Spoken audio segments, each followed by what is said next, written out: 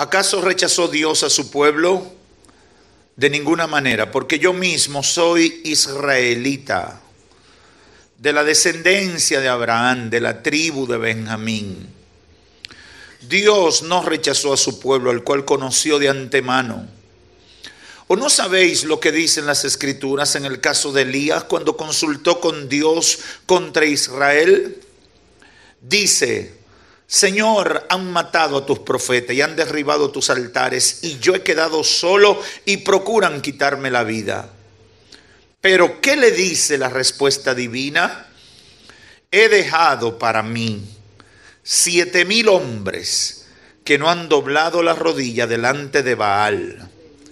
Así también en este tiempo presente se ha levantado un remanente según la elección de gracia.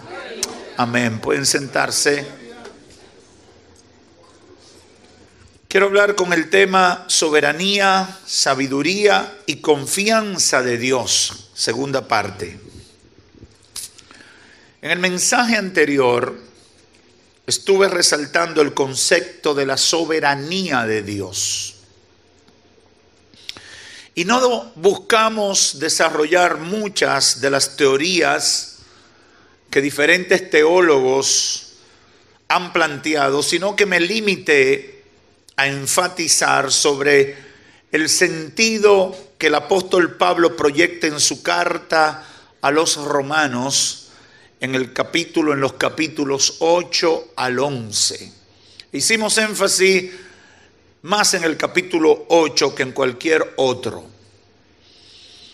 Y recapitulando, decíamos que la rebeldía de los judíos que vivían en Roma, manifestada a través de las críticas al Evangelio de Cristo, predicado por Pablo y los cristianos de su época, simplemente lo hacían porque ellos no podían entender la obra de Dios por medio de Jesucristo y el cumplimiento de las promesas del Antiguo Testamento para ellos como pueblo escogido por Dios. Resaltan la necesidad en todos los tiempos de entender como concepto, ¿verdad?, el tema de la soberanía. Ellos no entendían cómo era que Dios estaba cumpliendo. Y yo decía que muchas veces tenemos la batalla terrible de luchar con nuestras limitaciones para entender a Dios. Cuando yo observo un problema, muchas veces yo evalúo las posibilidades de solución de ese problema a partir del conocimiento que yo tengo.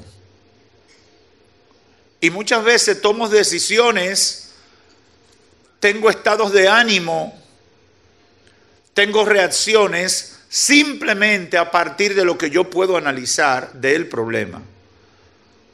Me desanimo y digo no hay solución porque para mí no hay solución. El problema es que Dios tiene todas las posibilidades y no es el banco aquel. Entonces Dios no está limitado a lo que yo puedo ver. Dios ve todo el cuadro, tanto en el presente como en el futuro. Y esa es una batalla que tenemos los seres humanos continuamente. ¿Por qué? Porque nuestras reacciones, nuestro estado de ánimo, nuestra percepción del presente y del futuro, de lo que Dios está haciendo, dejando de hacer, parte de esa idea que nosotros tenemos, de esa forma en cómo analizamos los temas de nuestra vida. Y si tú eres miope, usted sabe cuáles son los miopes, lo que necesitamos lentes para ver a distancia. Un miope, tú le dices, mira, ¿qué flor más bonita hay de aquel lado de la esquina? Y dice, no, ahí no hay flor. Yo lo que veo es una mancha. Bueno, es que él no ve. Pero tú que tienes tu vista buena, tú estás admirando la belleza que está a la distancia. Para el miope, él dice, no, ahí no hay nada. O ahí lo que hay es una bruma. Su perspectiva de la vida es una bruma. Porque es la capacidad que él tiene de ver ahí. El que tiene su vista buena está contento porque está viendo la belleza de esa flor que está al cruzar la esquina. El estado de ánimo de uno y otro es diferente. Su comprensión de la vida, del favor de Dios, de la bendición, es diferente porque uno tiene más capacidad para ver que el otro.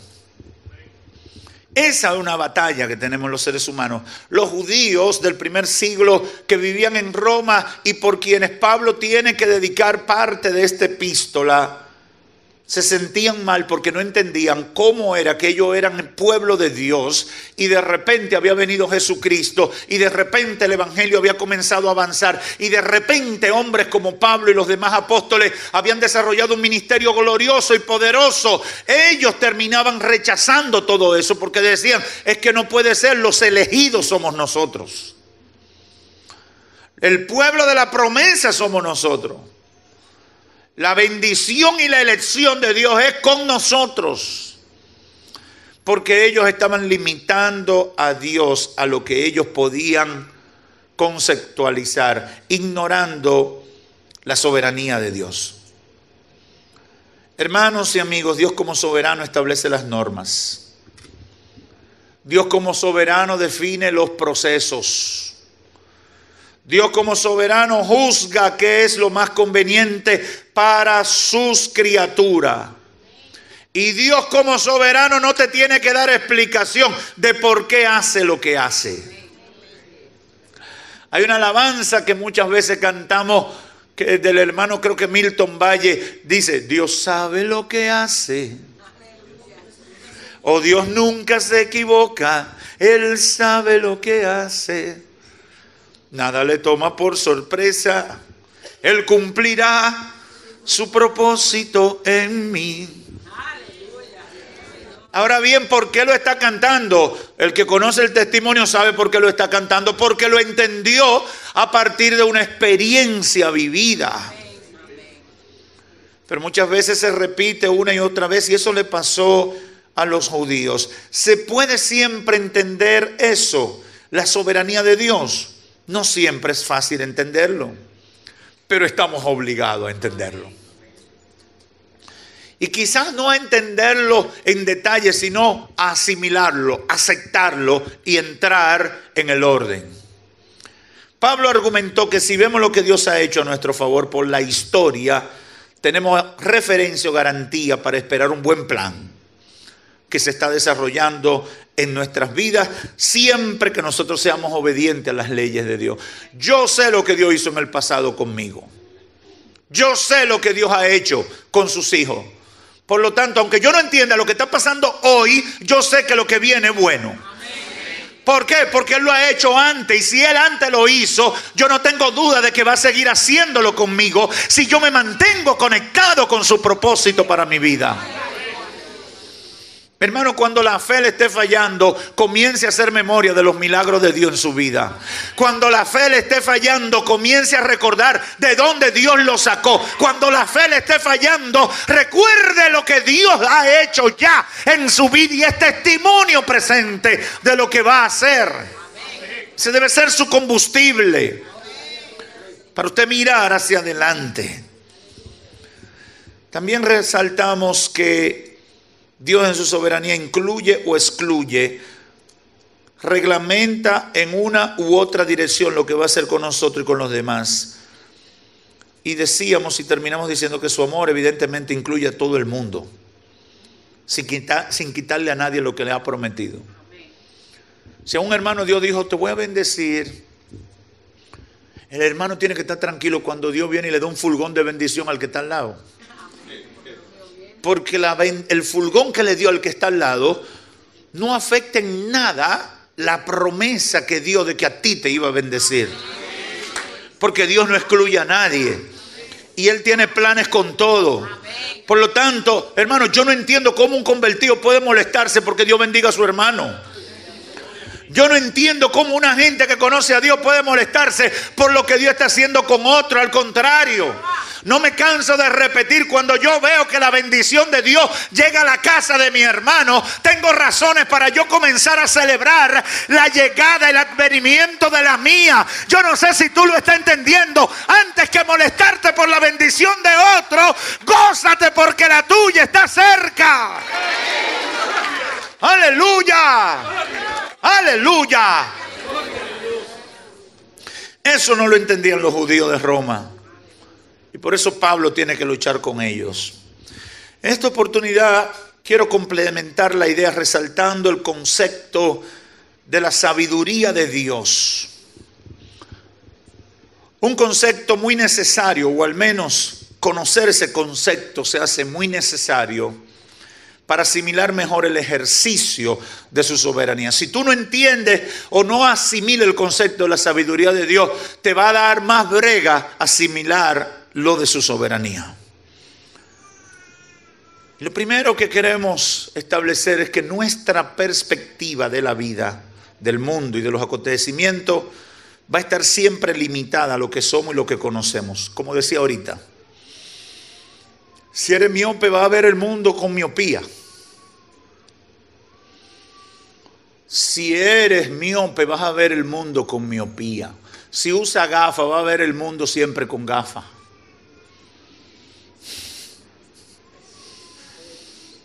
Y eso es un problema. Esa realidad al mismo tiempo presenta una gran limitación en la capacidad de comprender las cosas. Y cuando meditaba en esto, el Espíritu Santo puso en mi corazón este ejemplo. Una persona que no conoce todo lo que puede hacer un teléfono inteligente de los de hoy, un teléfono que tiene internet, que envía fotos de alta calidad y video, que tiene conexión por video y audio. El que no entiende lo que ese aparatico hace tiene una limitación muy grande para resolver una serie de problemas hoy en día. Imagínese que necesita la información de una dirección para llegar a un lugar. Se la mandan, pero él no conoce la ciudad, nunca ha ido a ese lugar. Dice, tengo un problema, necesito que alguien me lleve.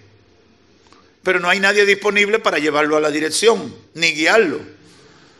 Pero si conoce lo que es capaz de hacer el aparato ese, sabe que ese aparato tiene una cosa que se llama Google Maps, GPS, una aplicación que se llama Waze, que tú le das la dirección y él empieza a decirte, a los tantos metros doble a la derecha, coja la ruta, siga derecha. Y si te equivocas doblando, dice recalculando. Cuando tú conoces eso, tú dices, pero no hay problema, te dieron la dirección, vamos para allá. Pero yo nunca he ido, nadie me ha llevado, yo no sé dónde es ese lugar. Y el que sabe dice, pero eso no es problema, el aparato te lleva. ¿Usted está viendo las dos perspectivas? Posiblemente el primero que no sabe no sale de su casa hasta que pueda encontrar quien lo lleve. Pero el que sabe cómo funciona ese aparatito dice, no hay problema. No sé por qué te turbas. Es tan sencillo. ¿Usted está viendo? Esa es la realidad. Nuestra perspectiva de la vida, del mundo y de los acontecimientos está limitada muchas veces a lo que somos y lo que conocemos. Ese es nuestro límite. Muchas veces, tristemente, pero es así. El hecho de no conocer una tecnología produce a veces muchos problemas, mucha frustración, mucha inseguridad a la hora de resolver esas necesidades. Y quise poner este ejemplo para que pensemos un poquito en la sabiduría de Dios. Cuando uno piensa en la sabiduría de Dios y reconoce que antes que juzgar a Dios por las cosas que pasan, lo que debemos hacer es primero procurar entender las cosas a partir del conocimiento que tenemos de Él y no de nosotros. Y en segundo lugar, cuando no entendamos, debamos confiar que Él sabe más que nosotros cómo deben ser las cosas. ¿Cuántos creen que Dios sabe más que todo el mundo? ¿Cuántos están convencidos que la sabiduría de Dios supera a toda la humanidad y a toda la ciencia que se pueda descubrir? ¿Cuántos lo creen? Si usted lo cree, diga amén fuerte y levante la mano. Amén. Y entonces, ¿por qué dudas? ¿Por qué te turbas? ¿Y cómo se va a resolver esto? ¿Y qué va a pasar conmigo? Y entonces, pastor, ¿y cómo? ¿Y cómo? ¿Y cómo? Y venimos delante del Señor y echamos 200 peticiones. Señor, ¿cómo? ¿Cómo? ¿Cómo? Tenemos un gran conflicto. Tenemos una gran problemática. Confesamos que Dios es el que sabe menos en mi problema y en mi necesidad.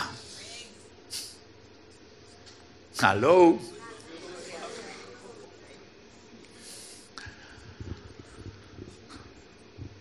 Podría hacer un recuento de tantos ejemplos bíblicos que ustedes conocen.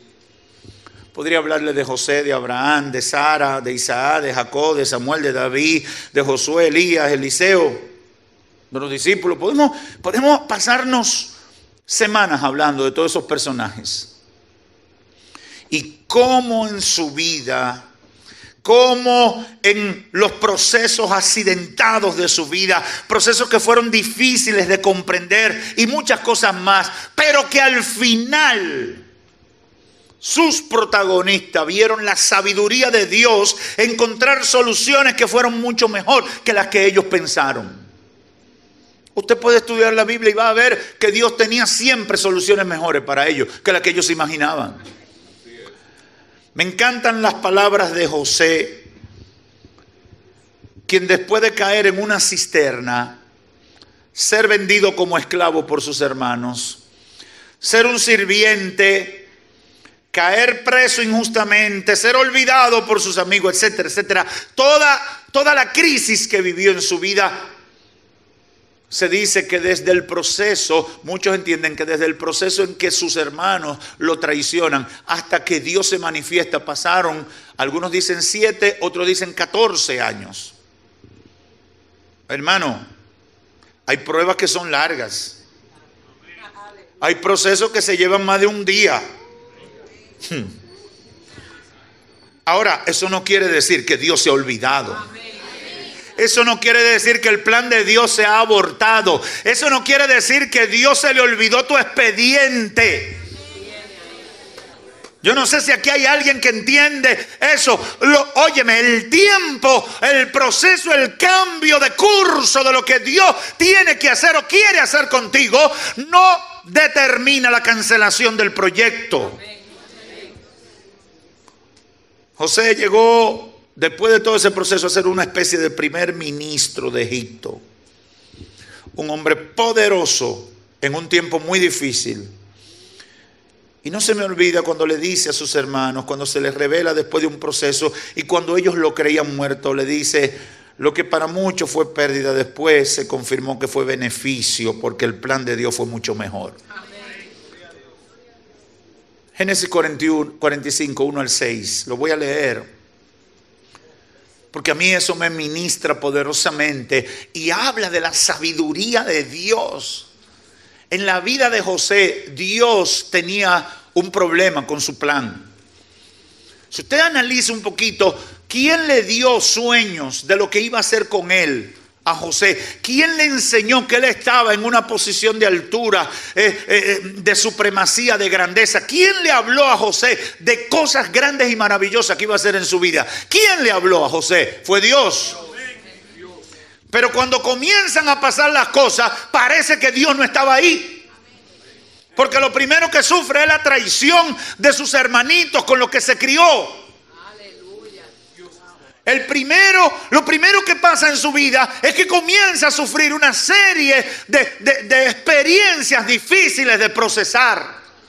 Porque usted puede esperar el mal de un enemigo, usted puede esperar la traición de un desconocido o de un amigo que no tiene mucho tiempo conociendo, pero sufrir la traición, el mal y el maltrato de la gente con la que usted nació, de la gente que tiene su misma sangre, de los hermanos que se criaron con usted, usted nunca va a esperar eso.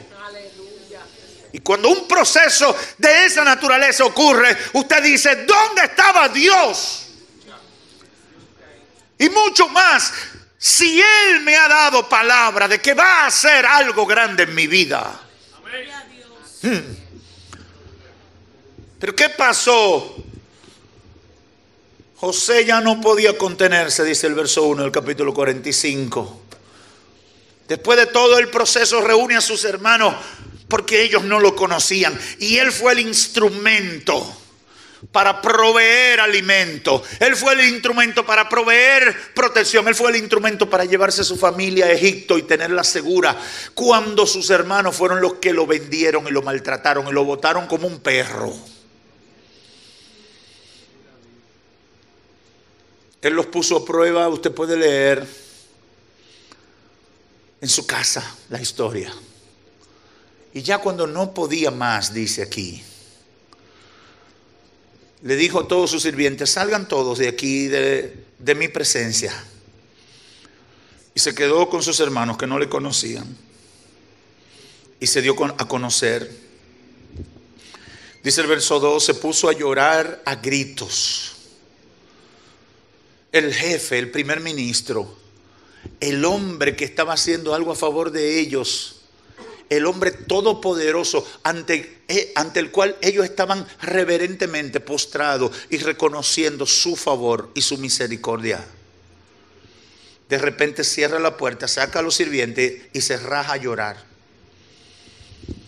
Dirían ellos, ahora sí fue que la regamos. Dirían ellos, ahora sí fue, ahora lo molestamos a este tipo. Ahora le hemos hecho algún daño. Dice la Biblia, entonces se puso José a llorar a grito y lo oyeron los egipcios.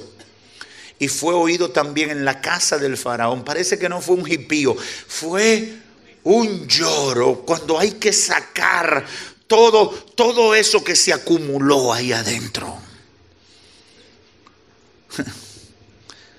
Y le dijo a sus hermanos, yo soy José. Yo soy el hermano que ustedes votaron. Yo soy el hermano que ustedes traicionaron. Yo soy el hermano que ustedes odiaron, lo sacaron de su entorno. Yo soy José. Aleluya. Yo soy el testimonio de la misericordia de Dios. Pero no se quedó ahí. José le dice, yo soy el testimonio de la sabiduría divina.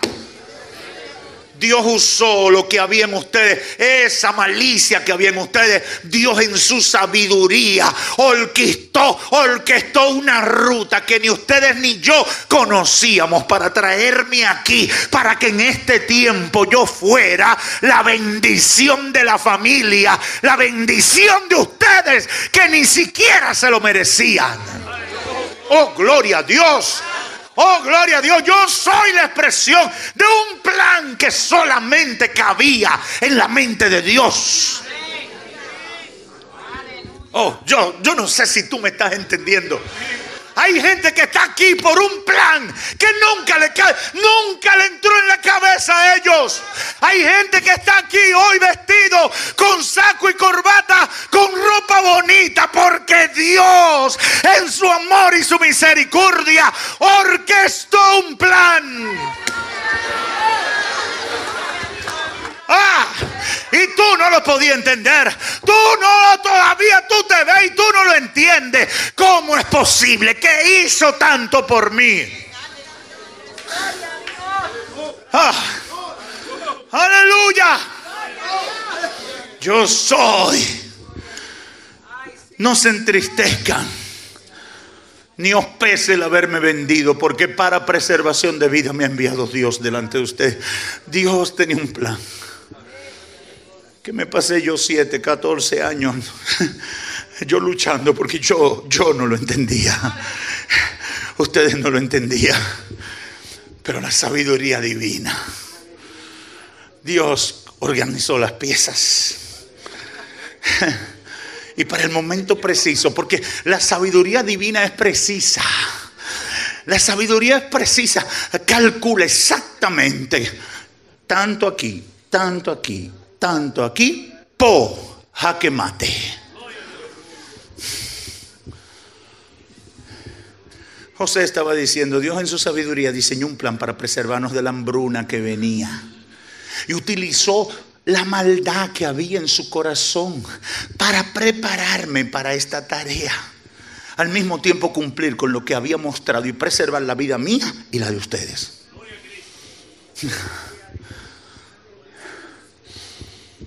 Siempre me gusta decir cuando hago referencia a esta historia que para el nivel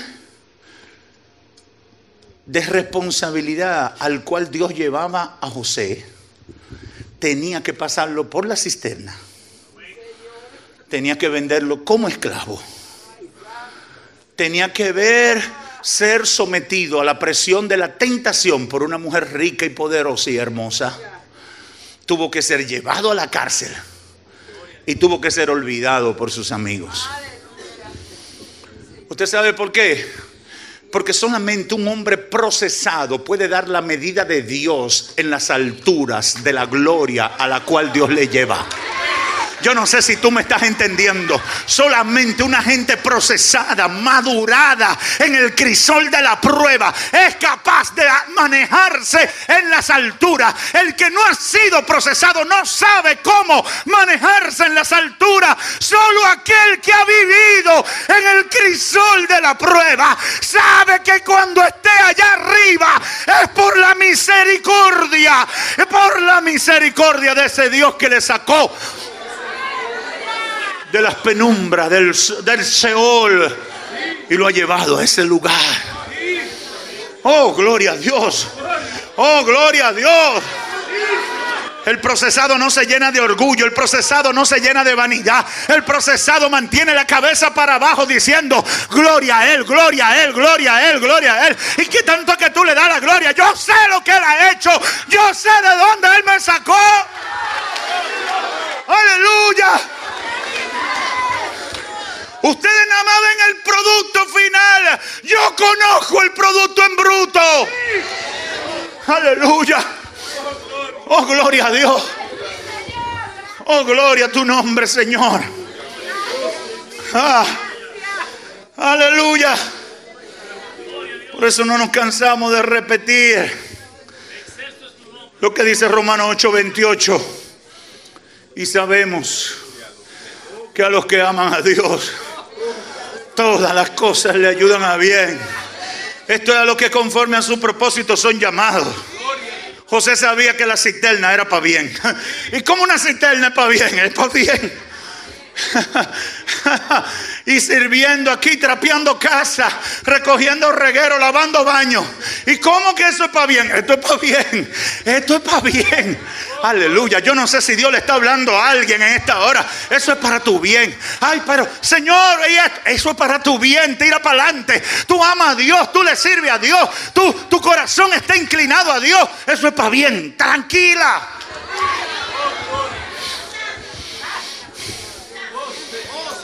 Oh, Jesus.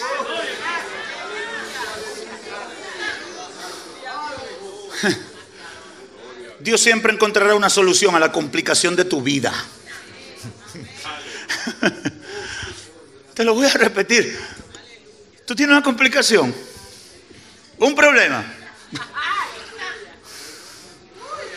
Cuando yo era niño aprendí a armar el Rubik.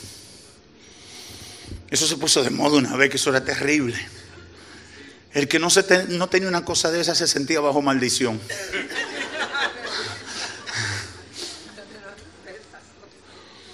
Pero una de las cosas que uno aprende con ese juego es buscarle la vuelta hasta poner todos los colores juntos.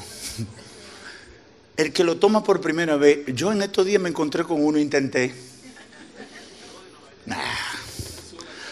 No pude.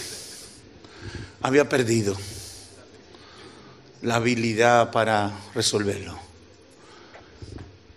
Pero cuando tú aprendes esa habilidad, tú te das cuenta, tú lo ves como tú lo ves, tú empiezas. Y el que te ve, ¿y qué es lo que le hace el cuadrito?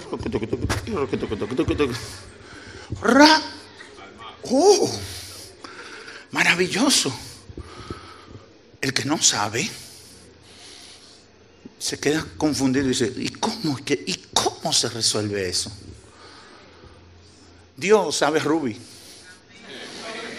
El rubí de tu vida, Dios sabe cómo cogerlo. Y tú estás turbado. ¿Y cómo es que esto se va a resolver? Y Dios hace así. Ra. Y tú dices, ¡ay! ¿Qué pasó aquí? Tanto tiempo que yo tengo luchando, tanto tiempo que tengo atribulado, tanto tiempo que tengo en crisis, tanto tiempo que me estoy volviendo loco. Y eso tan fácil es que Dios sabe lo que hace. La sabiduría divina tiene respuesta para toda complicación de tu vida.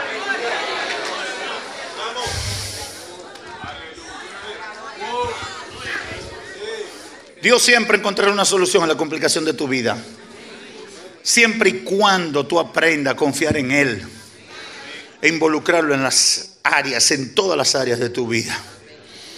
En ese proceso Dios ejerce su soberanía, utilizando su sabiduría en beneficio de nosotros. Los judíos en Roma del tiempo de Pablo no entendían eso, y en medio de su frustración aparentemente justificada, porque no sabían por qué no se había cumplido las promesas de Dios, no sabían por qué las profecías todavía no se cumplían. Y el apóstol le dice, en palabras mías, esa agenda de Dios está en pie. No se salgan del plan, porque la agenda de Dios se está desarrollando. El verso 29 del capítulo 9 dice, porque los dones y el llamamiento de Dios son irrevocables. Está diciendo, si Dios soltó la palabra y la promesa, eso no hay forma de echarlo para atrás. Eso va. Y yo no sé si el Señor te está hablando en esta hora. Si Dios lo dijo, eso va. Si Dios lo ha prometido, eso va. Son irrevocables. Los dones y el llamamiento de Dios son irrevocables. Muchas veces será difícil entender cómo Dios va a organizar las cosas, o cómo Dios organiza las cosas y por qué permite o no permite otras tantas. Eso es difícil para nosotros, te lo digo. Yo soy pastor y nací en el Evangelio y tengo problemas con muchas. Uno no siempre entiende. Es como el campesino o el anciano que no sabe que puede pagar la energía eléctrica con el teléfono móvil. Está preocupado, dice, mañana nos van a cortar la luz. Pero el nieto, que es joven, tiene un móvil con internet, le dice, yo lo pago desde aquí, abuelo. Cuando el nieto lo hace, si es la primera vez, el anciano seguirá preocupado y tendrá que esperar hasta mañana. Yo voy a tener los cuartos en la mano, porque ese muchacho...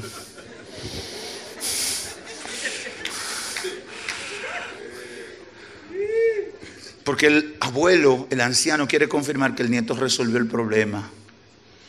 Mucho más que eso nos pasa a nosotros. El apóstol Pablo le pone la tapa al pomo cuando declara en Romanos 11, 33 al 34. Esto es un pasaje bíblico que a mí me ministra cada vez que lo leo. Porque es la expresión de un hombre que descubre otro nivel de la grandeza de Dios. Porque es así, cuando en nuestra relación con Dios nosotros van llegando temporadas y después de terminar el proceso uno dice, wow, yo sabía que Dios estaba conmigo, pero no sabía que era tan poderoso lo que iba a hacer conmigo. Y eso es lo que está saliendo aquí. Dice, oh, la profundidad de las riquezas y de la sabiduría y del conocimiento de Dios. Cuán incomprensibles son sus juicios e inescrutables sus caminos. Porque ¿quién entendió la mente del Señor? ¿O quién llegó a ser su consejero? ¿O quién le ha dado a él primero para que sea recompensado por él? Porque de él y por medio de él y para él son todas las cosas. A él sea la gloria por los siglos de los siglos. Amén. ¡Aleluya! ¿Qué está diciendo Pablo? Dios está en otra liga. nosotros tenemos que estar claros en eso. Para los que son de otro país, estamos hablando de béisbol. Nosotros no llegamos ni a clase A. Y hay AA, AAA antes de Grandes Ligas. Nosotros ni siquiera en Liga de Novato estamos. Dios está en otro nivel.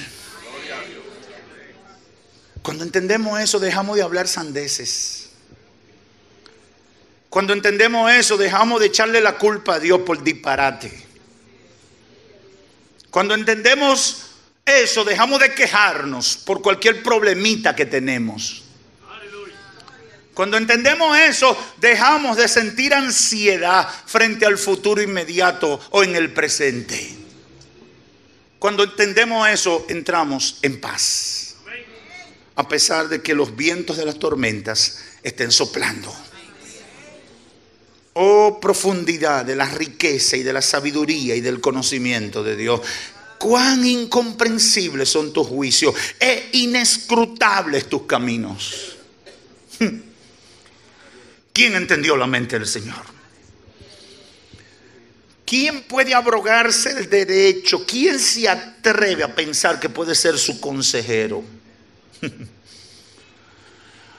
¿O quién le ha dado a él primero para que él los recompense? Para que sea recompensado por él. Es decir, Dios no te debe nada. Hay gente que cree que Dios le debe. Trátame bien, Señor, si no me descarrío. Y yo le digo, ay, cañajo, te va a llevar el diablo. Sí, porque hay gente así. Si el Señor no me contesta de aquí al viernes, me voy para el mundo. Y digo, ¿y qué? El que te pierde eres tú. El que el diablo se va a comer con escabeche es a ti. Tú eres el que va a sufrir las consecuencias de tu pecado. Tú eres que va a tener un destino eterno de sufrimiento de por vida. Por lo tanto, procura tú cuidar el regalo de la salvación que el Señor te ha dado. Quiero terminar haciendo un par de aplicaciones. Número 1. Ignorar la sabiduría de Dios que obra a nuestro favor. Cuando Dios como soberano impone sus leyes, sus procesos, sus caminos, es una falta de fe que puede producirnos una torpe reacción en los procesos que Dios permite en nuestra vida. No ignore la sabiduría de Dios. Dios es soberano, Él tiene el control y yo sé que va a encontrar la mejor salida de todo lo que está pasando aquí. Ese debe ser mi planteamiento en todo. Ese debe ser mi planteamiento. Si yo soy un hombre, una mujer que le sirve al Señor, tranquilo, el jefe se cogió contigo, te la ha puesto en China. Yo me ocuparé de dar la medida, yo me ocuparé de actuar como un verdadero hombre, una mujer de Dios en esta situación. Yo no me voy a desviar de mi enfoque. Pero que mira que te van a votar, búscatela. No, yo no tengo que hacerlo mal hecho. Dios sabe, Dios tiene el control. Mira que tu marido te va a dejar si tú no haces esto. No, yo no tengo que hacer nada. Yo cumplo, yo cumplo con mi deber. Yo no tengo que hacer lo mal hecho para complacerlo a él. No me canso de repetir varios testimonios de eso. De hermanas que me han dicho, mire pastor, yo me voy a tener que separar de la iglesia porque a mi marido le gusta beber los domingos. Y él cuando va a beber quiere que yo esté ahí al lado, como un florero al lado de él. Y yo le digo, tú estás haciendo mal negocio. Sí, pastor, pero que usted sabe, muchas mujeres diablas que beben más que los hombres. Y yo tengo que estar ahí para cuidarlo. ¿Y qué tú vas a hacer con un borracho? ¿Qué tú vas a cuidar ahí? Tú vas a perder tu salvación por un borracho. Y no es mejor otra fórmula. ¿Por qué tú no oras para que el Señor le quite la borrachera? ¿Y por qué tú no oras para que el Señor los saque de esos antros de perdición? Tú no tienes, como le dijo el Señor a Jeremías, que se conviertan ellos a ti. Y no te conviertas tú a ellos.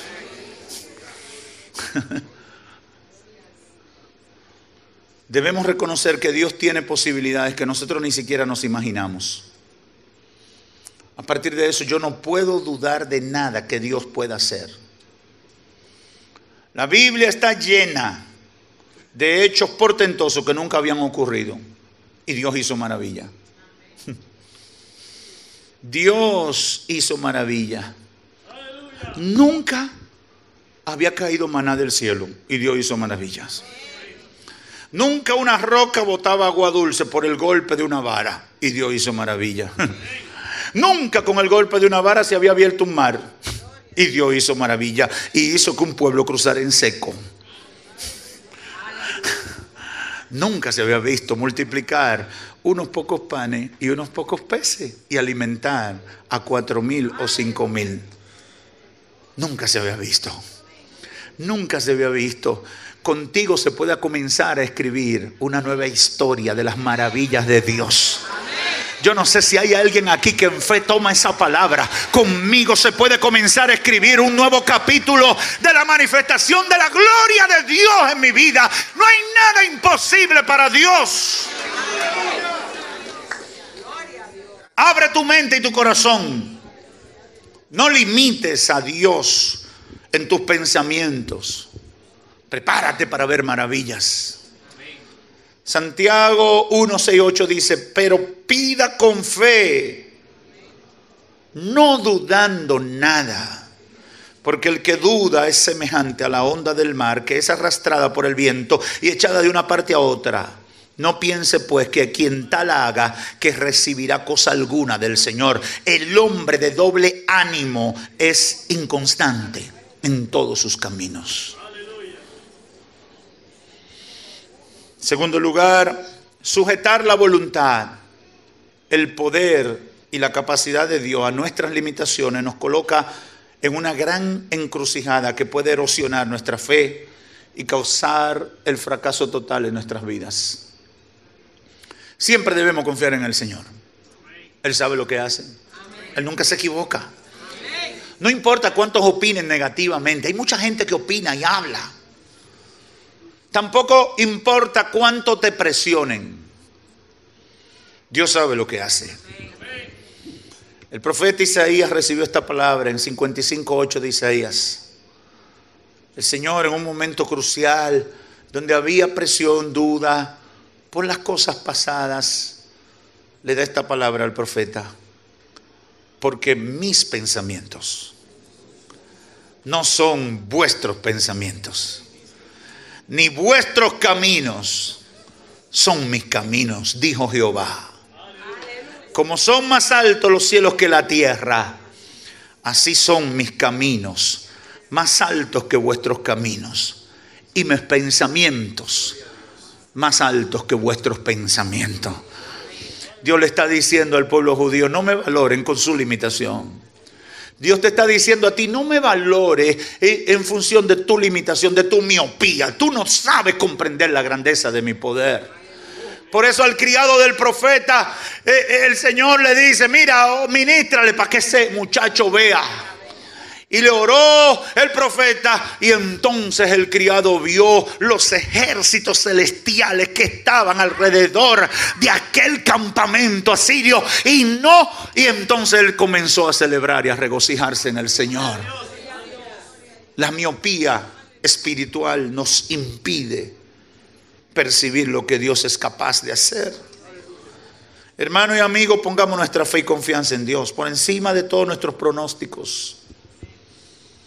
Pon la fe y la confianza en el Señor. Voy a terminar con esta anécdota. A mí siempre me han gustado mucho los deportes. Yo escuchaba pelota cuando nada más se transmitía por radio y llegaba por una cosa, por telegrama. Yo me recuerdo de la gran cadena de La Calidad. Eso eran unos narradores que a ellos les mandaban los datos y ellos hacían a uno creer que estaban viendo un video. Siempre me han gustado los deportes, pero una cosa que me han decepcionado mucho los deportes es que cada vez que hay una serie, un juego crucial, hacen muchos pronósticos. Y sobre todo en pelota, Yo he llegado a la conclusión que no quiero que el equipo por el cual yo simpatizo sea favorito. Porque siempre que hacen pronósticos de un equipo de esos, de que es favorito, viene el débil y en el menor tiempo los rifa y sale de ellos. He llegado a admirar a lo que dicen, es un equipito, de que dicen así yo digo, por ahí es que puede estar la cosa. Es decir, ellos dan un pronóstico y el resultado siempre viene diferente a lo que ellos dan. Porque dijo alguien que la pelota es redonda y viene en caja cuadrada. Hermano y amigo, pon tu confianza en el Señor. No te lleves de pronósticos. Y menos de los médicos nulos de esta tierra. Créele a Dios con todas tus fuerzas. Y debes estar dispuesto a esperar. Termino con las palabras del profeta Habacuc 2:3. Aunque la visión tardara un poco, aún por un tiempo, mas se apresura hasta el fin. Y no mentirá. Aunque tardare, espéralo, porque sin duda vendrá, no tardará. He aquí que aquel cuya alma no es recta se enorgullece, mas el justo por su fe vivirá. Dale un aplauso al Señor. ¡Aleluya! Gracias, Señor, por tu palabra.